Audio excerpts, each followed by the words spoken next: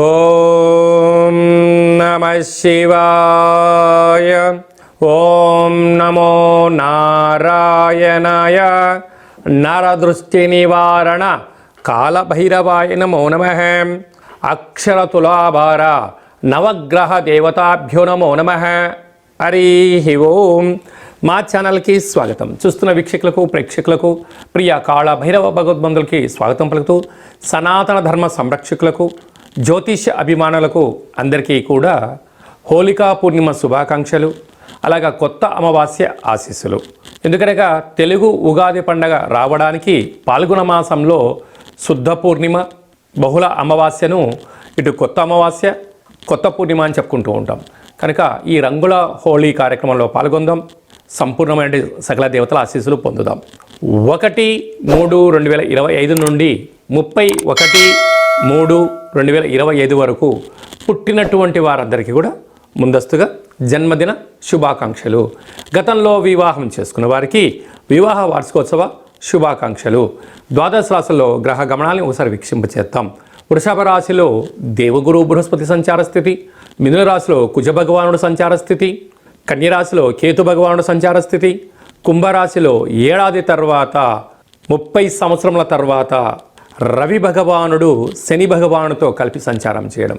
ఎందుకనగా శని భగవానుడు ఈ మార్చి ఆఖరికి మీనరాశిలోకి వెళ్ళిపోతున్నాడు. అంటే రవి శనులు మళ్ళీ అక్కడ తిరిగి కలవాలంటే 30 సంవత్సరముల సమయం పడుతుందని చెప్పి కూడా గమనించాలి. మీనరాశిలో బుధుడు, శుక్రుడు, రాహు సంచార స్థితితో ద్వాదశ రాశుల్లో గ్రహ గమనాలు ఈ విధంగా ఉన్నాయి. మిథున రాశి వారికి ఎలా ఉండబోతుందో ఈ వీడియోలో సవివరంగా సంపూర్ణంగా తెలుసుకుందాం. మిథున రాశిలో ఏ నక్షత్రాలు వస్తాయనగా మృగశిర నక్షత్రంలోని 3వ పాదం, 4వ పాదం, ఆరుద్ర నక్షత్రంలోని 4 పాదాలు, పునర్వసు నక్షత్రంలోని 1, 2, 3 పాదములు కలిపితే మిథున రాశి అవ్వడం జరుగుతుంది. చాలామందికి పుట్టినటువంటి కాల సమయంలో డేటా ఆఫ్ బర్త్లు లేనటువంటి ఏకైక కారణం వలన పేరు యొక్క మొదటి అక్షరాన్ని అనుసరిస్తూ ఆ రాశిని తెలుసుకునే ప్రయత్నం చేద్దాం.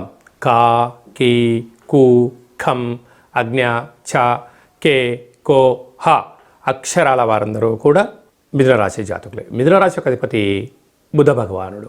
రాశిలోనే కుజుడు సంచారం చేయడం వలన, కుజదోష ప్రభావం కారణం వలన వీలైనంత వరకు ఆవేశానికి దూరంగా ఉండండి, ఆలోచనగా ఉండండి. దూరావాయు జల ప్రయాణాల్లో తొందరపాటు నిర్ణయాలు తగవు. మీ జన్మ నక్షత్రం రోజున పూర్ణిమ అమావాస్య తిథులు ఎందున కొత్త కార్యక్రమాలు ప్రారంభించకపోవడం ఉత్తమోత్తంగా భావించగలగాలి. అర్ధాష్టమ కేతు సంచార స్థితి ఉండడం వలన అంత తొందరగా కోపం వద్దు, అంత తొందరగా ఆనందము వద్దు. ఏది ఉన్న దాంతో సర్దుకపోయే గుణం మీ దగ్గర ఉన్నంత వరకు మిమ్మల్ని ఎవరు డిస్టర్బెన్స్ చేయలేరు. సర్దుకపోలేకపోతే అనేక రకాల సమస్యలు మీ చుట్టే ఉంటాయని చెప్పి గమనించాలి. అదే కాకుండా భాగ్యస్థానంలో 30 ఏళ్ల తర్వాత శని భగవానుడి చేత రవి సంచారము చేయడం జరుగుతుంది. కనుక భార్యాభర్తల మధ్య విభేదాల కన్నా ప్రేమానురాగాలుగా ఉండే ప్రయత్నం చేయండి. ఏదైనా పరస్పరమైనటువంటి విభేదాలు అనిపించినప్పుడు ఒకరు మౌనంగా ఉండండి. ఎదుటి వ్యక్తులు కాసేపు వాగుతారు, కాసేపు గట్టిగా కొట్లాడతారు, 2 గంటల తర్వాత చల్లగా అయిపోతారు. అదే మీరు ఒక మాట అన్నారని నేను ఒక మాట అన్నాను మీరు ఒక మాట అనుకుంటున్నట్లయితే అది చిలిగి పెద్దగా మారిపోయి ఈ యొక్కది ఆరోగ్యం పైన భార్యాభర్తల మధ్య ఎడబాటు వచ్చే అవకాశాలు చాలా అధికంగా ఉన్నాయి. తస్మాత్ జాగ్రత్త. అదే కాకుండా రాజ్యస్థానంలో త్రిగ్రహ కూటమి బుధుడు, రాహు, శుక్ర సంచార స్థితి ఉండడం వలన ఉద్యోగము, ప్రమోషము, విదేశాలకు వెళ్ళాలి అనుకునే వారికి కూడా చాలా మంచి కాలం ఉంది. కాకపోతే ఆ ఉద్యోగము దాని యొక్క స్థితిగతులను క్షుణ్ణంగా తెలుసుకునే ప్రయత్నం చేయండి, లేకపోతే అనేక రకాల ఇబ్బందులకు మీరే గురవుతారు. అలాగా వ్యయంలో దేవగురు బృహస్పతి సంచారం చేసినప్పుడు కొన్ని ఆర్థిక అసమానతత్వం, పెట్టుబడులు, ఆకర్షణ, లోన్స్, వేలకు డబ్బులు అందలేని పరిస్థితులు ఉన్నప్పుడు ఈ వీడియో మీరు చూస్తున్నారు అన్నట్లయితే మీరు నవగ్రహ దేవతలకు అక్షర తులాభార కార్యక్రమంలో పాల్గొనే సమయం ఆసన్నమైందని చెప్పి మీరు గుర్తుపెట్టుకోగలగాలి. ఇన్ని వేల వీడియోల్లో ఈ వీడియో మీ దగ్గరికి చేరింది అంటేనే భగవంతుడు మీ ద్వారా చూపించి కలియుగ కాలంలో నామ ఇతి మంత్రియత నామాన్ని స్మరింపచేయడం, అక్షర తులాభారంలో పాల్గొనడం వలన మిథున రాశి వారికి గ్రహదోషం తొలగి గ్రహయోగం కలుగుతుందని చెప్పి గమనించాలి. అందుకే స్మరిద్దాం, ధ్యానిద్దాం, కష్టాలకు స్వస్తి పలుకుదాం, కొత్త ఐశ్వర్యానికి కొత్త సంవత్సరం స్వాగతం పలుకుదామని చెప్పి గమనించాలి. స్వయంవృత్తులు, సేవారంగాలు, వ్యాపారాలు, పెట్టుబడులు ఆ కార్యక్రమాలు నడిపించే వారందరికీ కూడా చాలా మంచి కాలం ఉందని చెప్పి గమనించాలి. మార్చి నెలలో అనగా పాల్గొన మాసంలో శుక్లపక్షం నుండి బహుళపక్షం వరకు విజయము మనం సాధించగలగాలి అన్నప్పుడు ముఖ్యమైన తిథుల గురించి క్లుప్తంగా సవివరంగా సంపూర్ణంగా తెలుసుకుందాం. 6వ తారీఖున 3వ నెల అక్షయకాల భైరవాష్టమి, అలాగనే 13వ తారీఖున పాల్గొనమాస శుక్లపక్ష హోళికా దహన హోళికా పూర్ణిమ. కనుక కొత్త పూర్ణిమకు స్వాగతం పలుకుతూ పాత తెలుగు ఉగాది పండుగకు స్వాగతం పలికేటువంటి పాల్గొన పూర్ణిమ తిథి ఎందున రంగుల హోలీ అనేది చేస్తూ ఉంటాం మనం. కనుక దయచేసి అందరూ సహజసిద్ధ రంగులతోనే ఆడుకోండి. ఎలాంటి హానికరం లేనటువంటి జీవనాన్ని పొందే మానవ ప్రయత్నం చేయండి. 22వ తారీఖున కాళభైరవ బహుళాష్టమి, అక్షయ కాళభైరవాష్టమి స్వామివారి పూజలో పాల్గొందాం. 29వ తారీఖున తెలుగు ఉగాది చివరి అమావాస్య, పాల్గొన అమావాస్య. అది ఏ కాకుండా షష్టగ్రహ కూటమితో కూడుకున్నటువంటి అమావాస్య. కనుక వీలైనంత వరకు అందరూ కూడా 28, 29 అంటే 27 రాత్రి నుంచి 3 రోజులు ముఖ్యమైన పండుగలు పనులు కానీ దూరవాయు జల ప్రయాణాలు కానీ పెట్టుకోకపోవడం ఉత్తమోత్తంగా భావించగలగాలి. అది ఏ కాకుండా మనమందరము కూడా కొత్త సంవత్సరానికి మనం స్వాగతం పలకబోతున్నాం. కనుక వీలైనంత వరకు ఇంట్లో మనకు చాలా ప్రాంతాల్లో చాకలి వాళ్ళు ఉంటారు. వారికి అమావాస్యకు ఒక రోజుల ముందర కానీ వారిని భార్యాభర్తలను కూర్చోబెట్టి లేకుంటే అమ్మాయిని కూర్చోబెట్టి బొట్టు పెట్టి అమ్మాయికి చీరె సారె గాజులు ఇంట్లో పసుపుతో కూడుకున్నటువంటి పదార్థాన్ని వండి ఇంటి యజమానికి వాహనానికి కానీ ఫ్యాక్టరీకి కానీ దిష్టి తీసి వారికి చాకలి వాళ్ళకు ఇవ్వడం వలన చాలా అద్భుతమైన మంచి ఫలితాలు ఉంటాయి. అంటే చాకలి వారిని ఇంటి ఆడపిల్లతో సమానం అంటూ ఉంటాం. కనుక సంవత్సరపు చివరి అమావాస్య రోజున ఇలా చేయడం వలన ఈ గత సంవత్సరంలో అంటే ఈ సంవత్సరం అనుభవించే కష్టాలంతా కూడా పులి స్టాప్ పెట్టి నరదృష్టిని నివారించే ఏకైక ఒక మార్గంగా భావించగలగాలి.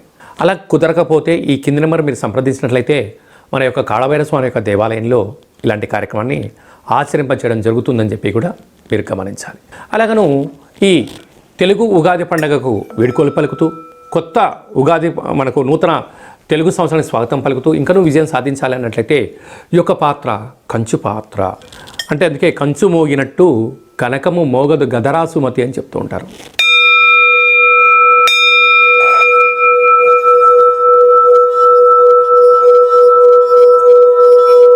ఇలా ఓంకార శబ్దాన్ని ఇంట్లో ఏర్పాటు చేయడం వలన సకల గ్రహ దోషాలు తొలగి గ్రహయోగం కలిగి మనం ఏదైతే అనుకుంటున్నామో అన్నింటా విజయం సాధించడానికి కాళభైరవ స్వామికి ఆశీస్సులు ఉంటాయని చెప్పి గమనించాలి.